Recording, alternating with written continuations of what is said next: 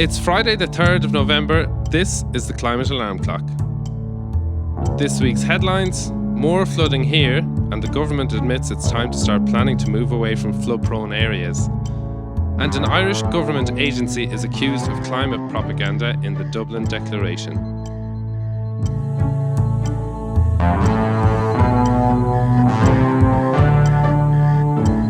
Hello and welcome to the Climate Alarm Clock, your Irish climate news podcast. I'm Dara Wynne and we're about halfway through season 5, and as always I'm joined by Anna Pringle and Ciara Daly. How are you both doing? Very good. I'm okay, thanks, Dara. I'm taking refuge from the bad news this week in the hills of Donegal, so that's helping my mood. Lovely. Hiding behind a bush from the woes of the world. Mm-hmm. Great. Well, great to have you both here as always. And then, as we were saying in the last episode, for the rest of the season, we're going to be joined by some very special guests. So we're going to be joined by people who maybe have talked about climate, but that's not necessarily what they're known for. And we're really doing this just to kind of normalize climate conversations. We know 70% of Irish people are worried about climate change, but loads of people never talk about it. So let's just get more and more people talking about it, and one special guest at a time. And this week, I'm delighted to say that the big reveal. We've been waiting for this for a long time. No pressure. We're joined by the first of our special guests, Andrea Horan. So, Andrea, you're so welcome to the Climate Alarm Clock. Woo! Thank you for having me. Delighted to be here chatting about the end of the world. Or saving it, as the case may be. Or both. No saving. Only woe and worries on this podcast. What do we do with the podcast if we manage to sort it out? So Andrea, you might know her as the co-founder of Dublin's funkiest nail salon, Tropical Popical. Is that how you know her, Dara? Absolutely not. No, I very much know her through Ciara and the United Ireland podcast. And Andrea's also done loads of different activism, including stuff around Repealing the Eighth and the Don't Stop Repealin podcast, and also the No More Hotels movement. So, Andrea, you have lots of involvement in different kinds of activism. Can you just tell us, is it something that you've always been involved with, or is it or how did you come to it? Absolutely not. And I always kind of get a bit of a rash when I hear people saying activism for me, because the way I have ever activated has always been in a way that is enjoyable and fun. And I've always said, especially for Repeal, when we set up the Unreal Issues, we said that what we're doing is throwing glitter on an issue without minimising it. And that has kind of been my way forward. I was never an activist growing up. It wasn't where we were in our family or in my background at all. So I suppose everything that I've kind of activated on has been personal.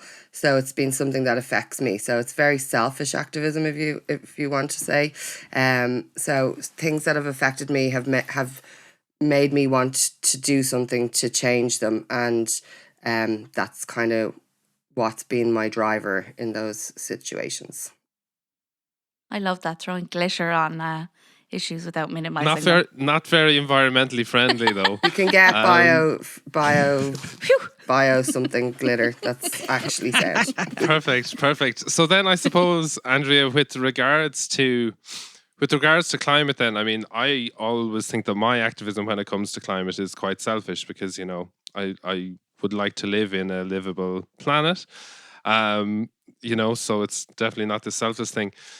Can you talk a bit about your own relationship to climate change and maybe climate action and just where you sit with that issue? Yeah, I think for me, climate change obviously is something that affects me, and I can see the effects of it with the amount of rain we get in the summer raging. But I have never entered climate change in a technical way, I suppose. In the conversations, etc., where I've been introduced to it, obviously social media, and I give out about social media so much, but the accessibility it gives to different issues, etc., has been phenomenal. And I think obviously the rolling back of social media by people like Elon Musk and the things that are being implemented by Instagram and Meta, especially in around Gaza and stuff, shows you how much power these have and how they can be easily controlled. But side note, so as I said about my activism, it's always been throwing glitter on an issue. So mine comes from other people, people like the Irish Rainforest, Ona Dalton, who kind of leads with a very nature first solution to climate change. And I found with the best thing about United Ireland was that I did it with Una. So subjects that I wouldn't necessarily be drawn to, and kind of Una would suggest something for a subject for the podcast, and I'd be like, oh, that's a bit boring, and I was like, I'm not so sure, but we'd get into it and kind of discover different elements. Like, I suppose the one thing that sticks in my mind is we did a podcast a few years ago about why is Ireland planting the wrong trees, and at the time I was like, oh God. And I'm watching the conversation about Sitka spruce kind of through media and people I know and people sharing it from when I went back to this is so irrelevant a few years ago. Not irrelevant, but something that wasn't of interest to me. So United Ireland was really good because it brought me on a journey with a lot of different subjects, and then as my interest was raised in that, then I was able to kind of mobilize my own thoughts into a way that worked for me and that I could communicate in my own way. Great, that's amazing, and I think definitely can see parallels between yours and Ciara's journey there for sure. Well, United Ireland played a big role in my Yeah. part in being in this podcast, because I used to, like, I would never listen to current affairs. I just couldn't take them in. I was like, I don't care. And I don't know, I suppose it was an age thing as well. And I remember during lockdown, I would listen to Louise McSherry. She had the slot where she would go through current affairs on the news, on her 2FM slot, and I would listen to yours and Una's podcast, and that was the only news I could take in. And it was because I just was like, I can't listen to everything that's going on in the world because of the situation, but also the delivery. It was just like I always say, Dara, the reason that I was able to get involved in this podcast is because I was able to have normal conversations with you and ask you normal questions, and you deliver it to me in a normal way. And that's what I got from United Ireland. So I need you to bring it back. Thank you. Oh, I would love to bring it back. We may do.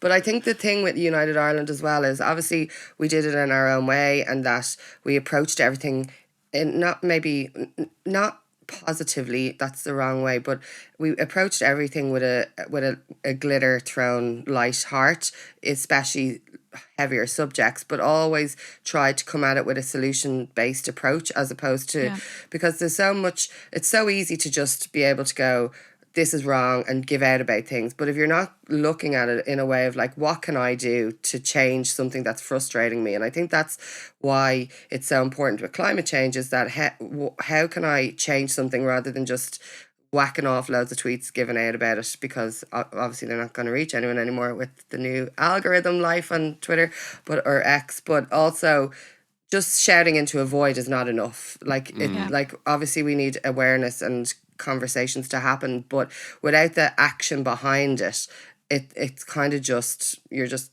making yourself raging.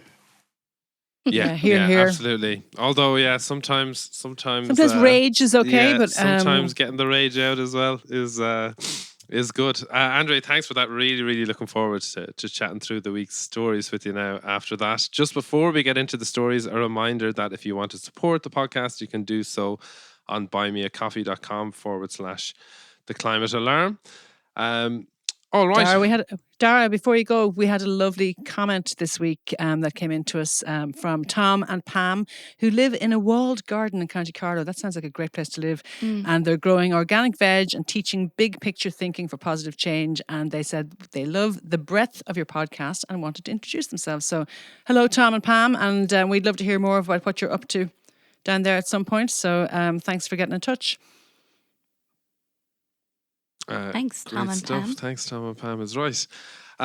Right, I feel like we're just a bit of Groundhog Day here because 2 weeks ago we were talking about the flooding in Middleton, County Cork, and our first story again this week is flooding. So we have had a very few wet months, and we have seen in the last week flooding in Newry, Wexford, and Louth. And the flooding in Newry, heard local residents saying they'd never seen anything like it before. There was a bridge partially washed away in Louth, and also flooding in Wexford. And yeah, I don't know how your reactions have been to this, or if there was anything that stood out to any of you in the coverage of the flooding this week.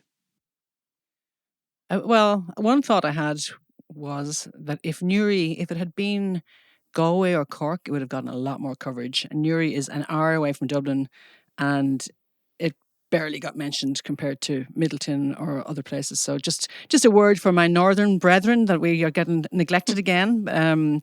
But that was one thought I had about it, which is not directly related to the flooding. Yeah. Well, I think it'll also be really interesting to see. It seems like the government here have been really proactive in terms of giving, compensation, or at least promising compensation to people who have had their businesses and houses flooded. It'll be interesting to see what happens in the north on that regard, and what the difference will be in that regard, I think. It's all well and good, I think, offering compensation, but like from working on the front line of services, etc., one of my friends also does the same, and he was saying that somebody came in for their breakfast and was nearly crying at the table and he was asking what he was going to do for the rest of the day. And it's just when you get the human aspect, he's like, I'm going back to Cork now to try and figure out what I'm going to do with my life because my whole business has been ruined. I have no livelihood anymore. And you kind of see the headlines and you're like, oh God, that's awful. That's really inconvenient. But I suppose an inconvenient truth of it all is that it's having a real human impact on livelihoods, homes, etc., that you just kind of forget about. Absolutely. And I think that is the thing that, after the flooding is over, after the event is over, like that trauma that stays with people, and that ways that people's lives are affected, and that is just, without some major change in the approach that we have to all of this, that is just going to become normal. Is this kind of, you're going to get really traumatized by something, and we'll do what we can for you, but we can't do that much. And I totally agree that human aspect, and we talked about it last week, that apparently having your house or your business flooded, like that feeling, it's really hard to describe until you experience it. Apparently it is just so horrible. I want to make a confession. So this week, I read that story, and actually, it's kind of something you said at the start, Andrea. You were like, when you'd be picking stories for United Ireland, and you were kind of like, oh, this is a bit boring. I feel a bit bad saying this, but I saw this headline and I was like, oh, are we really going to discuss this? Because, and I think it comes back to the thought of like the last few weeks, there's just horrific things going on in the world. I mean, like there's always something horrific going on in the world, but it just seems to have just gone like to another degree. And I saw this and I was like, what are we really? This is a very long way of asking a question, but I was like, what are we really going to be able to do about the flooding? But something you just said there, which is quite interesting, Dara, is unless we change our approach, like how do we change our approach to flooding? Like more umbrellas?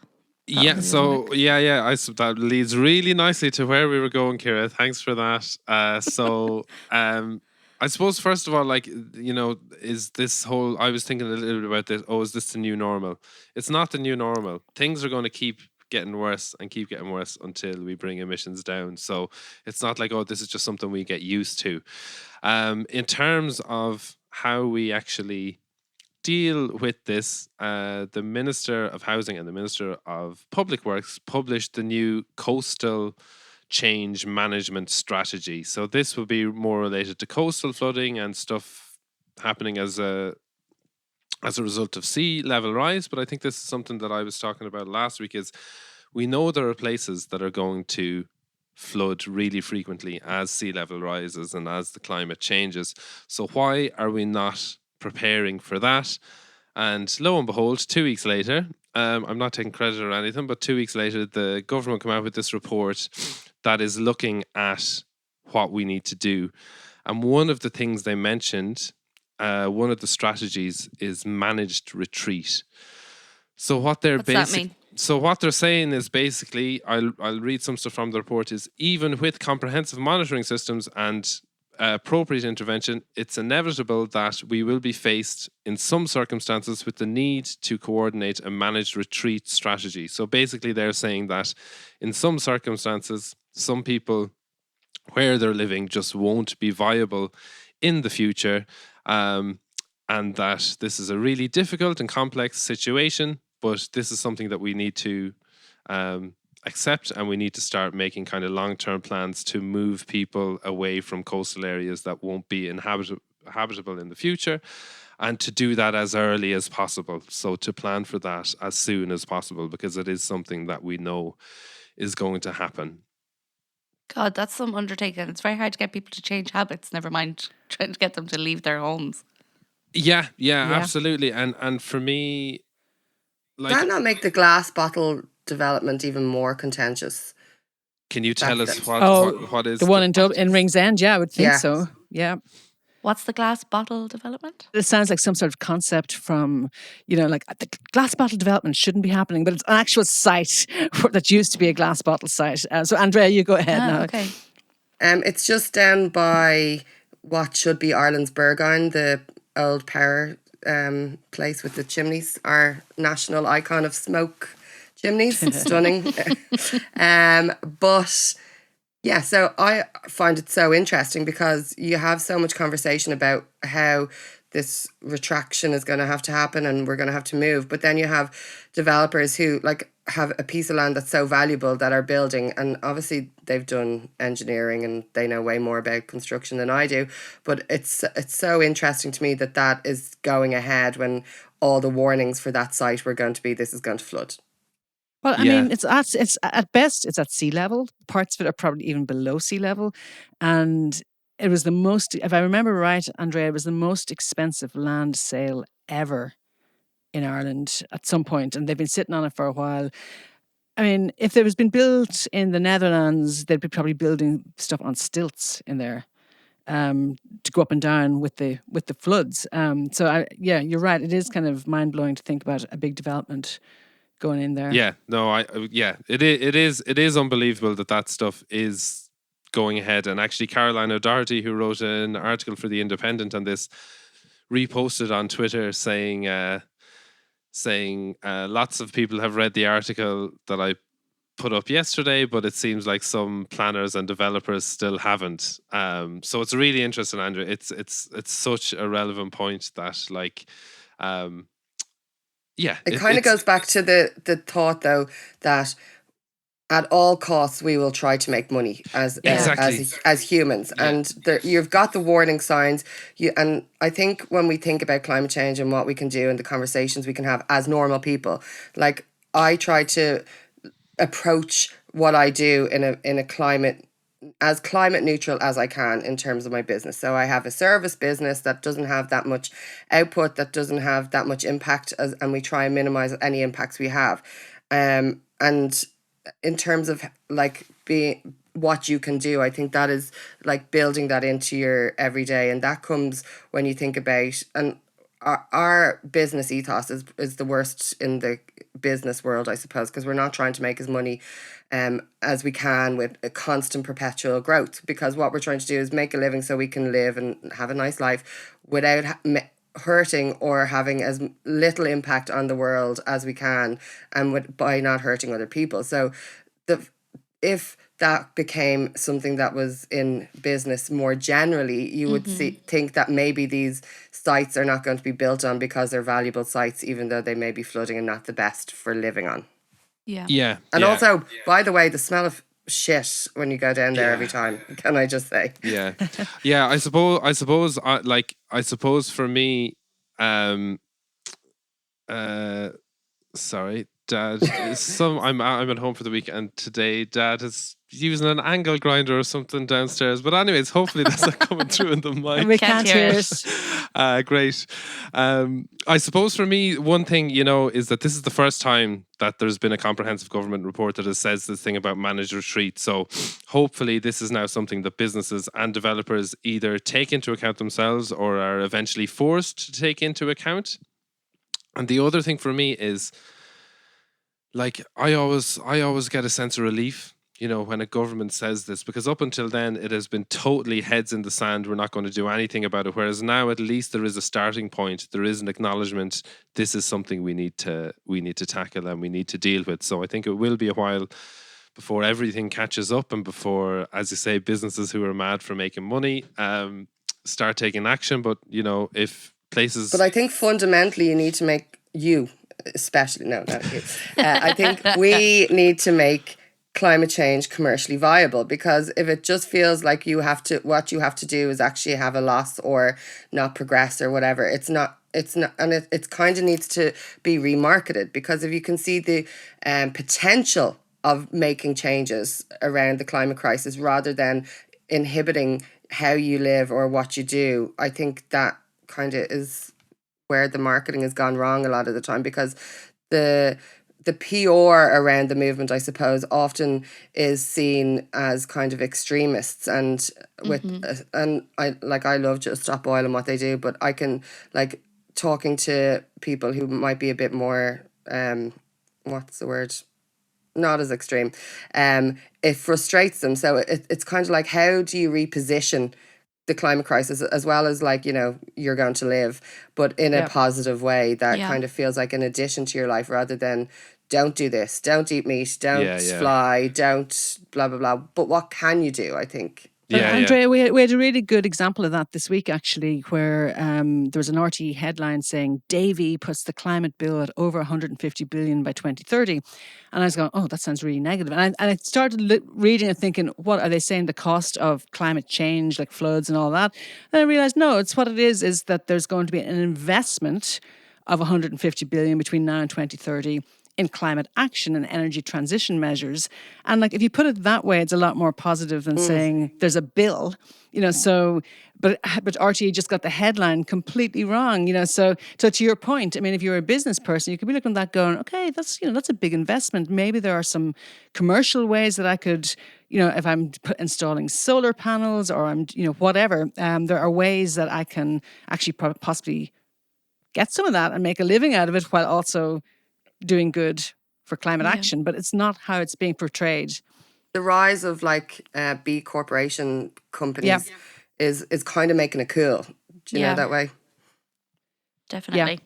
Yeah. I get those emails and I always say, I wish I was a B Corp, even though I'm just one small person.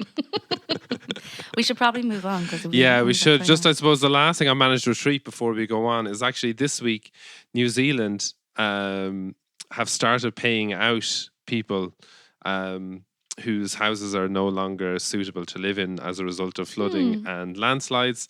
And they have introduced a scheme this week. So there have been 25 property owners so far who've received confirmation that they'll be getting their house bought out by the government, basically. And it's something like 95% of the value of the house if your house is insured, and 80% of the value if your house isn't.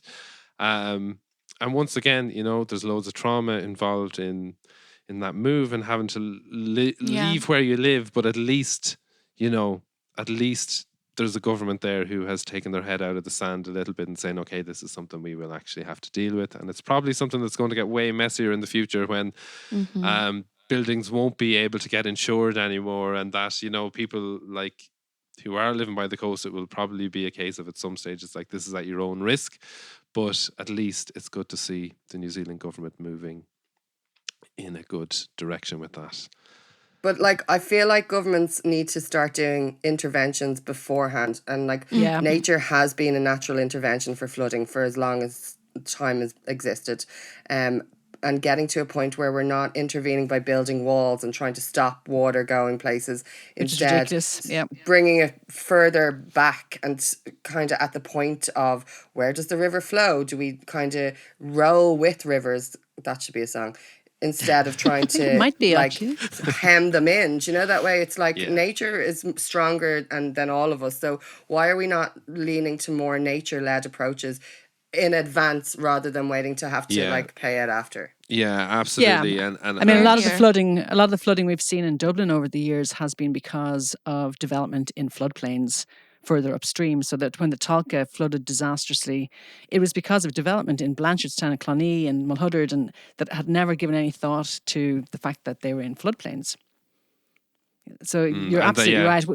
We have to undo decades of poor development. Yeah, so all and poor land use management. You know, it's Yeah. exactly what Andrew said: is having those nature-based solutions and being willing to give over some land. You know, whose the land's purpose being to be a floodplain and to release water more slowly. And speaking of land, that kind of leads us on to our next story. Teagasc under fire because of the Dublin Declaration. What's all this about, Anna? Up Dublin. Well, you know, you mentioned government agencies taking action, Dara, and this is an example of a government agency. So for those who don't know what Teagasc is, it's our National Agriculture and Food Development Authority. So it's the body that provides research, advisory and training services to the agriculture and food industry and rural communities. So why are they in the news? They were involved in a conference last year and a declaration coming out of the conference that was niftily called the Dublin Declaration. But some work that has been done by The Guardian last week looked at what went behind this declaration. So the declaration... Well, what is the declaration? Yeah. Yeah, so what it was a declaration signed by 1,000 scientists in support of meat production and consumption. So it was a scientific report saying that livestock is too precious to society to become the victim of reductionism or zealotry, and calling for a balanced view of the future of animal agriculture. So on the face of it, a scientific report sponsored by Teagasc, coming out of a conference that was sponsored by Teagasc. But then, The Guardian looked a bit closer at it. So, one of the authors of the declaration, for example, is an economist, and he called veganism an eating disorder requiring psychological treatment.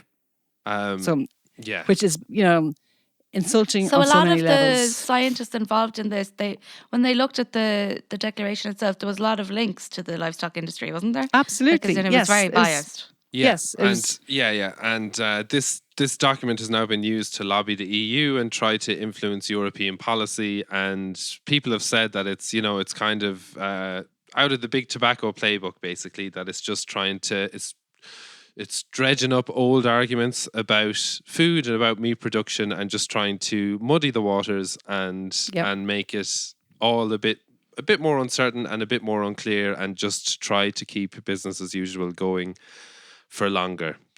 Yeah. But no, The Guardian found that like the Dublin Declaration, the website is hosted by a meat industry research project. The Global Meat Alliance was promoting it. So you can tell it's very much a meat industry innovation. But the challenge with it is Teagasc is supposed to be, it's a government agency. It's supposed to be providing actual science-based research. Scientific, exactly. And yet they have put their name on this.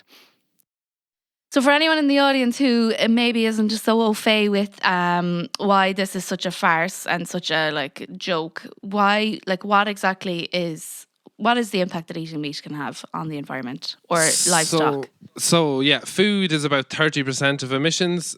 So fossil fuels still the biggest problem. Let's not forget that. But food is about 30% of emissions just when it comes to climate, and meat production is disproportionately creating the biggest amount of emissions for that. So it's something like 2/3 of emissions comes from meat. 3/4 of the land that is used for agriculture is used for meat production. So if you think of how much meat you eat in a day, what a small fraction of your diet that probably is. Animal agriculture has a huge impact, and it's just not viable. The science is settled on it. In Western society, we need to be reducing meat consumption. Yep. There's loads of stuff in the IPCC, loads of stuff from loads of places on that. And this is I just suppose with meat though, you just have to look at like the Amazon being raised back to make way for grazing for animals. Yeah. But more locally, the impact that nitrates have had on the lakes, and that has been so visceral to see because it's a visual impact. Because a lot of the time with Yeah. climate stuff, it's kind of so far away. Whereas when you look at the state of the Blessington Lake and the lake in the north, Loch Ness, like yeah. Loch Ness, you're like, oh my God. And when you link that back to the fact that this is coming from meat agriculture, then it hits home. The reality kicks But yeah, in of the impact. But also here in Ireland, 37% of our greenhouse gas emissions come from agriculture, from the agriculture sector. But I think And sorry, Dara, 37% come from agriculture. And when you look at what that is, it's actually from farms and mainly from cows and methane. but I think if only they weren't impact. so delicious. I think what Andrea is saying though, like it's dead right, is it's the water quality. It's also we've lost our biodiversity, and we also, we don't produce enough food here to grow or feed ourselves. We do. We export it all, but we don't. But it's only meat and dairy. We import 80%. Over 80% of the food that we eat is imported. So our good meat is exported. Yeah. Oh, I know. But in terms of having a balanced diet and that, we actually can't feed ourselves at the moment with the way our food system is. And then to come back to what we were saying about the flooding, like we need land for loads of different things. And at the moment, 60% of it is for animal agriculture. So land that could be given back to nature to reduce flooding in communities. Where is that land going to come from? When we're having to relocate people from coastal communities, where is that land going to come from? So we do need to see that we need land for lots and lots of different things. And at the moment, what we're using it for is totally out of kilter, totally out of balance. And I think But I do think though farming gets a bad rap a lot of the time, and that I understand why farmers are upset of how they've been attacked. But at the end of the day, we've had a great history of farming, but it's the industrialization of farming that has really become the issue. And if we actually just look at how we did things rather than just stopping doing things, I think that's, again, bringing it back to source of like even having the kind of the hedgerows that have been wiped out because they're not valuable. And in terms of how we value the land from a European-wide base, but also in Ireland, that there is space for all of us, including farming, and to not kind of make it the big bad wolf. Oh, absolutely. Can I come in on this? Because so for this, like that's actually that's a really valid point, Andrea, and something we are very careful to try and not do on this podcast. But it's where I really take issue with this Dublin Declaration is that it's actually not even helping farmers by doing stuff like that. Like by putting out statements like that, you're completely misleading the public that by, supporting this, that you're supporting farmers, because you're not, when the reality is that, an average income for a cattle farmer is 9.5 grand. Like, I can't live off that, and they certainly can't. Like, I work in the food industry. I know so many people who produce their own really high quality food and then can't afford to go and buy it because they just don't make an income from it. And like cattle farmers, beef farmers are involved, like they are in that segment of people. So it's about how do we actually restructure the way that we farm in Ireland? How do we support our farmers so that they can actually do what they love and make an income from it? And that we have, like Dara was saying, that we can be more reliant on our own food system here in Ireland, where if we are to cut off our imports, that we don't have to go without bananas. I had a banana sandwich for my breakfast this morning.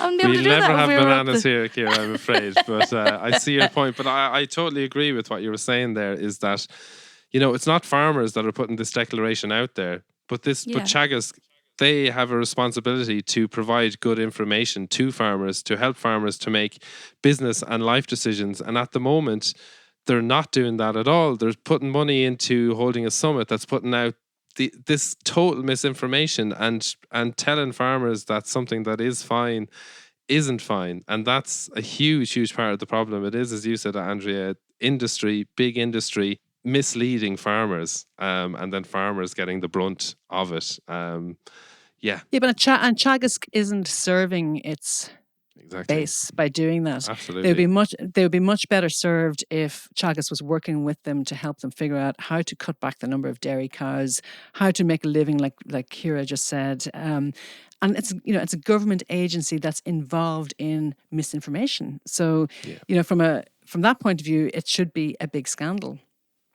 Yeah, but it absolutely. probably won't be. Well, I, for one, am scandalised. Good, Ciara, good.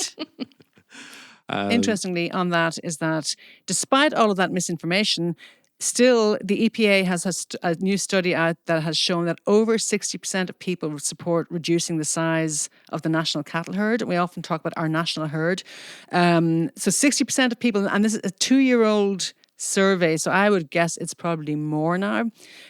So despite all of the farming lobby PR, that is, people still think that it does make sense to do that.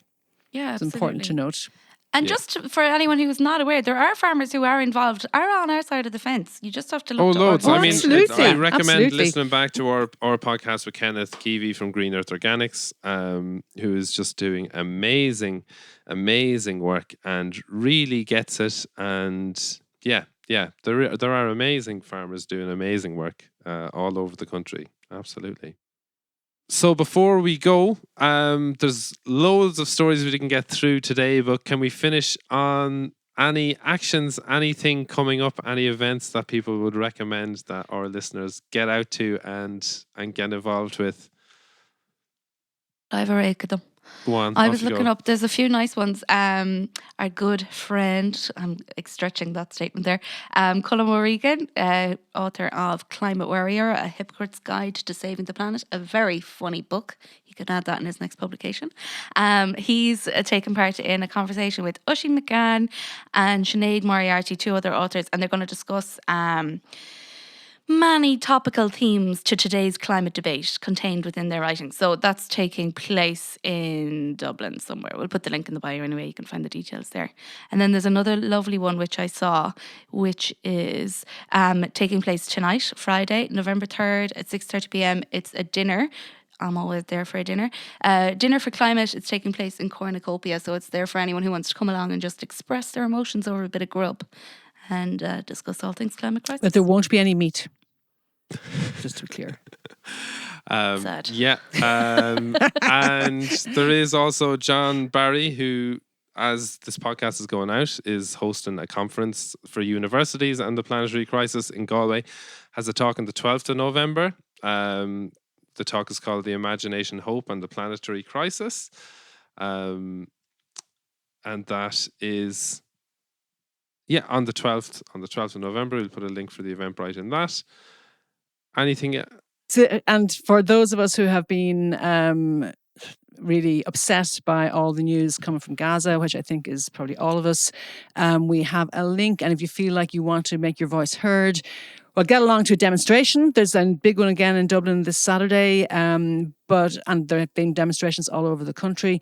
But also, if you want to just send an email, there's a sample email demanding a ceasefire to send to government ministers, asking them to put their weight behind that. And absolutely, to be fair, it's rare that I am complimentary of our government, very rare. But to be fair, Micheál Martin came out with a very good statement yesterday demanding a ceasefire, and the Irish government, I think, has been maybe the best in Europe on this. So I agree. Yeah. So we need them to keep it up and Still to not stand enough. firm. Yeah, low bar.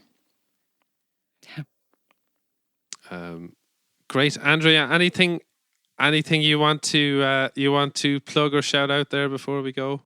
I suppose on the Gaza situation, I think what has been done by unions who are asking their staff not to handle arms is very interesting, and to have more It's direct amazing action in Belgium, happening as opposed to just asking for a ceasefire. What can we actually do to action an impact on the region and to kind of stop the madness? Great point. Brilliant. Okay, that is it for this week. Andrea, thanks so much for joining us. I really lovely. enjoyed those chats. It was great. Very high bar set for our future guests. Thank you coming so on. much for having me at this time of the day and everything. So we're recording for our listeners. We're recording this at 6 a.m. 5 a.m. Yeah. After our morning yoga. For people who get up early in the morning, me and Leo Bracker. So that's it. We'll be back in 2 weeks' time with another very special guest. In the meantime, don't forget to follow us if you don't already on Instagram and Facebook at Climate Alarm and on Twitter at The Climate Alarm. And you can, if you want to support the work we do, support us on buymeacoffee.com/The Climate Alarm. That's it. Ciara and Anna and Andrea, thanks for being great chatting to you. Thank you. Thank you. Bye.